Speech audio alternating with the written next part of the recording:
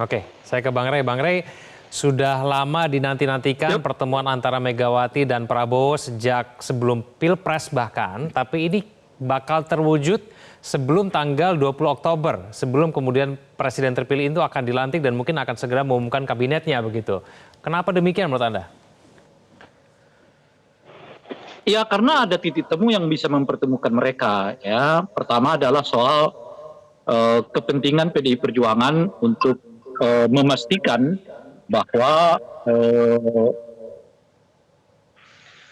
memastikan bahwa misalnya ya mereka tidak terganggu sebagai ketua umum atau ketua DPR, karena seperti kita ketahui sekarang ini ada keinginan untuk melakukan revisi terhadap undang-undang Susduk yang memungkinkan untuk mengubah mekanisme atau skema pergantian ketua DPR dari partai pemenang pemilu ke lainnya gitu, atau ke partai koalisi gitu. Nah, tentu PDI menurut saya memiliki kepentingan untuk menjaga tetap agar misalnya ya Gerindra tidak ikut serta di dalam rombongan yang ingin mengubah desain atau mekanisme pemilihan ketua umum atau ketua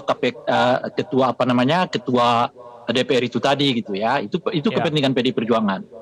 Nah, kepentingan yang kedua adalah untuk memperlihatkan kepada Pak Jokowi bahwa siklus politiknya ini udah berubah nih, gitu ya. Kalau sebelum-sebelumnya Pak Jokowi dianggap orang yang sangat powerful gitu ya, tapi pertemuan nanti kalau kejadian ya pertemuan Pak Prabowo dengan Ibu Mega itu menunjukkan siklus politik baru, di mana peran Pak Jokowi makin mengecil di dalam politik gitu ya. Saat yang bersamaan di mana Pak Prabowo mulai menunjukkan diri juga bahwa beliau tidak sepenuhnya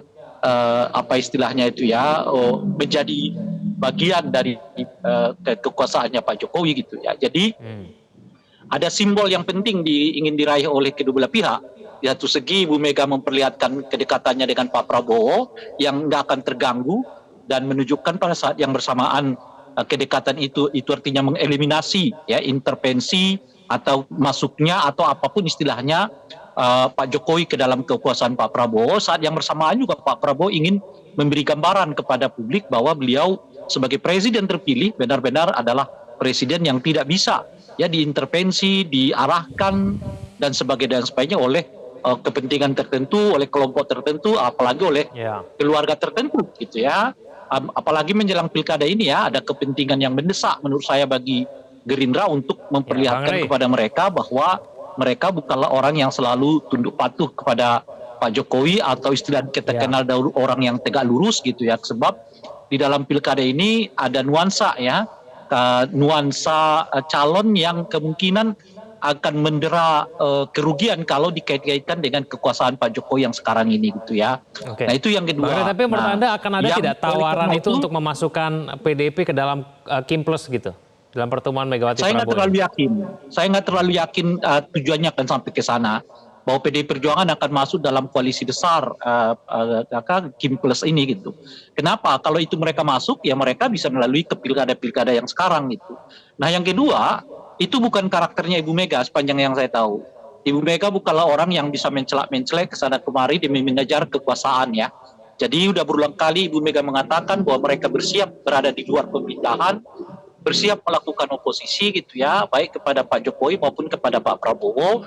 Dan Ibu Mega bukanlah tipikal pemimpin yang mengatakan A di bibir lalu bertindak B di lapangan gitu. Ya beliau bukanlah Pak Jokowi lah ya. Kalau Pak Jokowi bisa mengatakan A tapi bertindak B atau mengatakan B bertindak A gitu. Kalau Ibu Mega sih saya kira enggak ya. Ibu Mega kalau udah mengatakan bahwa kami di luar ya beliau akan konsisten di luar. Tetapi tentu saja pertanyaannya itu apakah di luar itu dengan format seperti mereka melakukannya di zaman SBY gitu ya, atau di luar itu dalam format sinergitas gitu. Nah, itu yang akan kita lihat ke depan. Tapi kalau masuk ke dalam kekuasaan itu saya nggak terlalu yakin. Saya kira kepentingan PDI Perjuangan itu hanya untuk mengamankan kursi ya pimpinan DPR, jangan sampai ya mekanisme pergantian ketua DPR itu direvisi gitu ya, sehingga memungkinkan dalam hal ini PDI Perjuangan kehilangan kesempatan untuk memimpin kursi DPR 5 tahun ke depan gitu.